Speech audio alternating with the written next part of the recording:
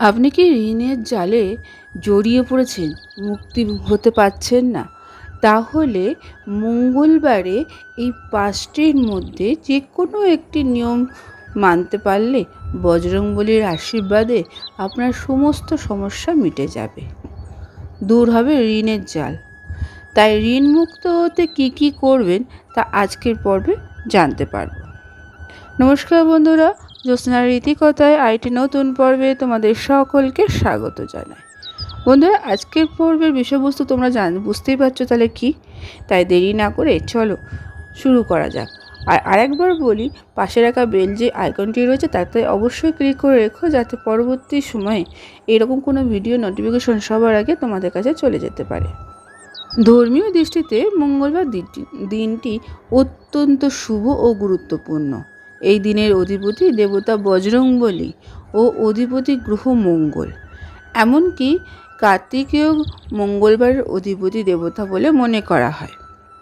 এমন পরিস্থিতিতে মঙ্গলবারের কিছু সহজ উপায় জীবনে যদি অবলম্বন করা যায় তাহলে সমস্ত সমস্যা থেকে মুক্তি পাওয়া যাবে।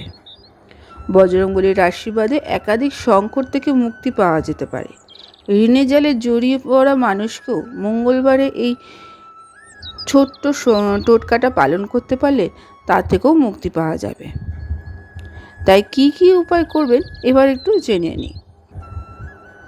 বন্ধুরা, মঙ্গলবার সকাল বা সন্ধ্যা নাগাদ ঋণমোচক মঙ্গল স্তোত্র পাঠ করতে পারেন। স্তোত্র পাঠের জন্য লাল রঙের পোশাক পরুন এবং লাল পলতে দিয়ে প্রদীপ জ্বালিয়ে এই স্তোত্র পাঠ করতে পারো। সম্ভব হলে মঙ্গলবার 11 বার ঋণমোচক মঙ্গল স্তোত্র পাঠ করতে পারো। কমপক্ষে 21টা মঙ্গলবার এই স্তোত্র পাঠ করলে এর দ্বারা লাভবান হতে পারবে। তারপর বন্ধুরা, মঙ্গলবার চামেলি তেলের লাল রঙের সিঁদুর মিশিয়ে বজরংবলীকে প্রলেপ লাগান। এই উপায় করলে 2 দিন আগে থেকে ব্রহ্মচর্য পালন করতে হবে, সাত্ত্বিক ভোজন করতে হবে।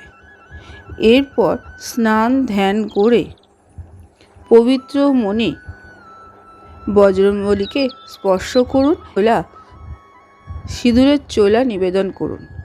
এর ফলে বজরংবলীর আশীর্বাদও পাবেন। যারা বন্ধুরা ঋণের জালে জড়িয়ে পড়েছে, স্বাস্থ্য সমস্যা দেখা দিচ্ছে, এমত অবস্থায় 108টি তুলসী পাতায় শ্রীরাম লিখে তার মালা বানিয়ে নিন। সেই মালাটি বজরংবলীকে পরান। কমপক্ষে 21টা মঙ্গলবার এই উপায় করতে পারলে বজরংবলী ভক্তদের সমস্ত মনস্কামনা পূরণ করবে। শ্রদ্ধা ভক্তি ভরে বজরংবলীকে তুলসী মালা নিবেদন করলে তিনি সমস্ত সংকট দূর করে দেবেন। আবার মাঙ্গলিক দোষ যদি থাকে তাও দূর করে দেবেন। বজরংবলীকে খুশি করার জন্য সিঁদুরের প্রলেপের পাশাপাশি লাল রঙের লঙ্গটও নিবেদন করতে পারেন। শাস্ত্র মতে যে ভক্ত বজরংবলীর নামে মঙ্গলবার উপবাস করেন এবং লাল রঙের লঙ্গট অর্পণ করেন, সংকটমোচন তাদের মান সম্মান বজায় রাখেন, ঋণের সমস্ত সমস্যা সমাধান করে দেন। কোনো দুশ্চিন্তা থাকলে সেক্ষেত্রেও তাকে সাহায্য লাভ করতে পারে এবং ভক্তদের সমস্ত সমস্যা সমাধানের পথ দেখিয়ে দেন। তাছাড়া মঙ্গলবারে ঘিয়ের আটা ভেজে গুড় মিশিয়ে লাড্ডু বানিয়ে নিয়ে সেই লাড্ডু বজরংবলীকে নিবেদন করতে পারেন। প্রতি মঙ্গলবার বজরংবলীকে এই ঘিয়ের ভোগ নিবেদন করলে মঙ্গল দোষ থাকলে তা দূর হয়ে যায়।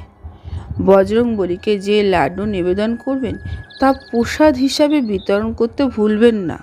প্রতি মঙ্গলবার আটার লাড্ডু নিবেদন করা সম্ভব না হলে বোঁদের লাড্ডু নিবেদন করতে পারেন। এই উপায়গুলো মধ্যে যে কোনো একটা উপায় যদি অবলম্বন করেন তাহলে সমস্ত সমস্যা দূর হয়ে যাবে। আজকের পর্বটি এখানে শেষ করলাম। আরেকটি পর্ব নিয়ে তোমাদের কাছে পরবর্তী সময়ে আবার হাজির হয়ে যাব।